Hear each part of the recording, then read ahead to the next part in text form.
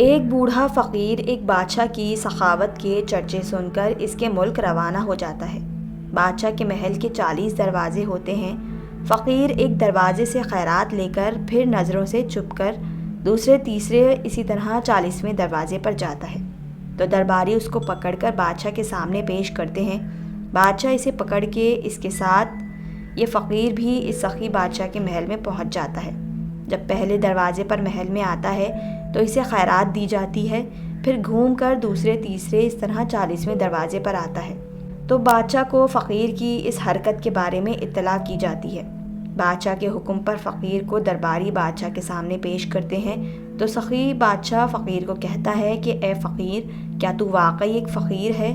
کیونکہ تیری حرکتوں سے یہ ظاہر ہو رہا ہے کہ تو فقیر نہیں ہے۔ انہیں خیرات لینے کے لیے 40ویں دروازے سے آ کر فقیری کے پیشے اور مقام کو بدنام کر ڈالا، کیونکہ فقیر کا لفظ 4 حرف سے بنا ہے۔ اگر وہ 4 حرف والی چیز تجھ میں ہے تو پھر تو فقیر ہے۔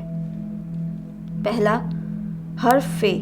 فے سے تیرے اندر فکر خداوندی اور شکر خداوندی ہے، ہر وقت خیرات اور مال کے پیچھے رہتا ہے۔ دوسرا حرف قاف۔ قاف سے قناعت، اگر تجھے آج خیرات ملی ہے تو کل تک صبر کر اور زیادہ مال اور خیرات لینے کے بجائے قناعت کر۔ تیسرا یہ سے کیا یقین ہے تیرے اندر اپنے خدا پر کہ جس نے آج دیا ہے کل بھی وہی دے گا؟ اگر خداوند کریم پر تمہیں یقین نہیں ہے کہ وہ کل پھر دے گا تو پھر تو فقیر نہیں ہے۔ چوتھا حرف رے۔ رے سے ریاضت۔ کیا فقیر ہونے کے ساتھ تیرے پاس ریاضت ہے؟ ریاض اور قیاس کرتا ہے۔ فقیر ہونے کے لیے یہ 4 چیزیں لازمی ہیں، اگر یہ چیزیں تیرے اندر نہیں ہیں تو فقیر بھی نہیں ہے۔ اب فقیر کی باری تھی۔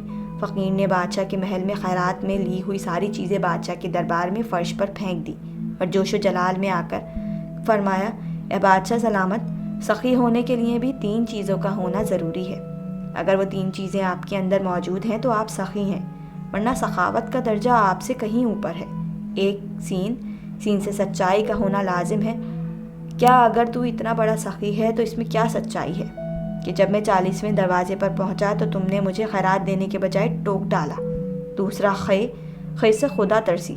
اے بادشاہ، میں بہت دور کے ملک سے آیا ہوں، تمہیں کیا پتہ میرے حالات کیسے ہیں، میری ضرورت اور اخراجات کیسے ہیں، پھر تم کو سخی ہونے کے ناطے مجھ فقیر پر ترس نہ آیا؟ تیسرا یہ سے کامل کہ اللہ کے نام پر جتنا خرچ کرو گے اللہ پاک مال اور اولاد میں اتنا ہی اضافہ کرے گا اور برکت عطا کرے گا۔